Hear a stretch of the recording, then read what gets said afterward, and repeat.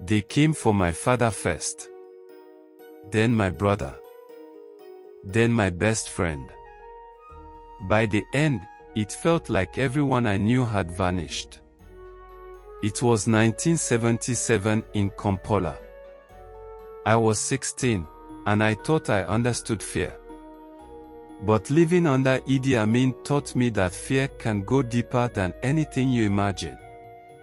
It's not just in your chest or your stomach, it's in your bones, your blood, your shadow. It follows you everywhere. The night they came for my father, I was sitting with him in the living room. He was reading the newspaper. There was a knock at the door, not pounding, not shouting, just a knock. But we both froze. No one knocked at night unless it was bad news. My father stood up slowly, wiping his hands on his trousers.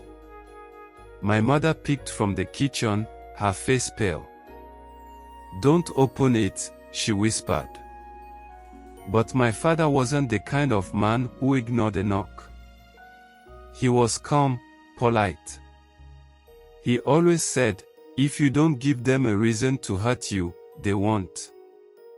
He opened the door, and 3 men in uniform stepped in. Soldiers. One of them smiled, showing yellow teeth. He didn't say a word, just grabbed my father by the arm and pulled him out. My mother started screaming, but one of the other soldiers pointed his rifle at her. "Shut up, or we'll take you too," he said. She shut up. I ran to the door, but the soldier shoved me back. I'll never forget the way my father looked at me, calm, steady. "It's all right," he said. "Take care of your mother." Then they dragged him into a truck parked outside. I stood there, shaking, staring at the dust kicked up by the tires. We never saw him again. The next week, my brother disappeared. He was 22, studying to be a doctor. He was the smart one, the one who everyone said would do something great. He wasn't political. He didn't talk about Amin or the soldiers. He kept to himself. But that didn't matter. He left the house one morning to buy bread and didn't come back. My mother and I went to every police station, every military post, begging for answers.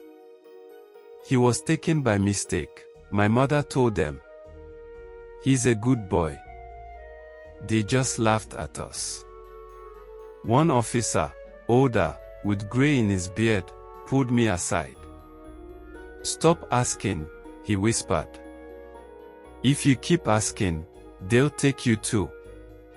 That night, my mother sat in the corner of the room, rocking back and forth, muttering prayers under her breath.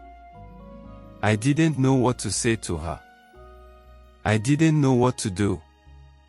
A few months later, it was my best friend, Joseph. Joseph was always laughing, always joking. He could make anyone smile, even on the worst days. One afternoon, we were sitting under the mango tree near the market when a truck full of soldiers pulled up. Everyone scattered. That's what you did when soldiers came. You didn't wait to see what they wanted. You just ran. But Joseph didn't run fast enough. One of the soldiers grabbed him by the collar and threw him into the truck.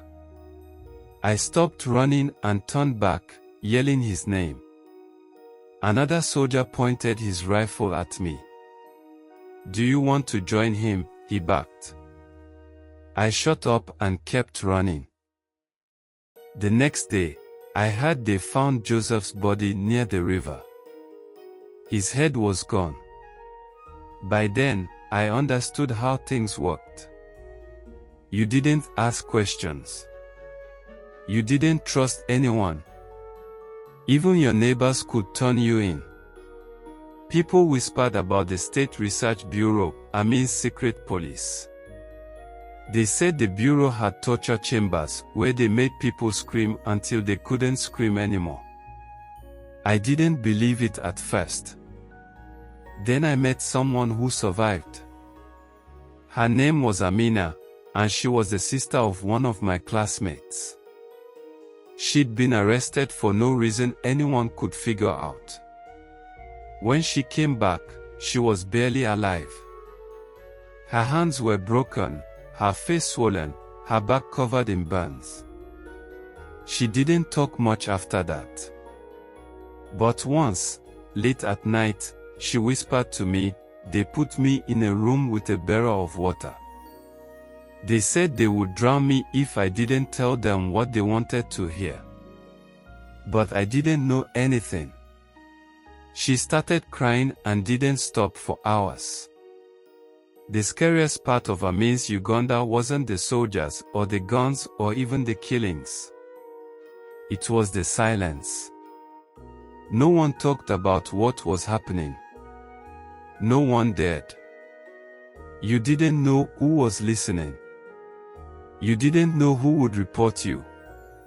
Even families were afraid of each other. I remember one day in school, the headmaster called us into the courtyard. There were 3 men tied to poles. Their faces were bloody, their clothes torn. The headmaster told us they were traitors, that they had been caught trying to betray the government. Then he stepped back, and the soldiers shot them. I couldn't look away.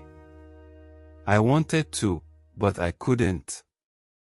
The sound of the gunfire echoed in my ears for days. When Amin was overthrown in 1979, people cheered in the streets. But it didn't feel like a victory to me. By then, my father was gone, my brother was gone, Joseph was gone. So many people I loved were gone. I left Uganda soon after. I didn't want to stay in a country where the air still smelled like blood. But even now, years later, I can't escape it. I see my father's face every time I hear a knock at the door. I hear Joseph's laugh in my dreams, followed by the sound of the truck pulling away. Some wounds don't heal. Some ghosts never leave. That was Amin's gift to us, a country full of ghosts.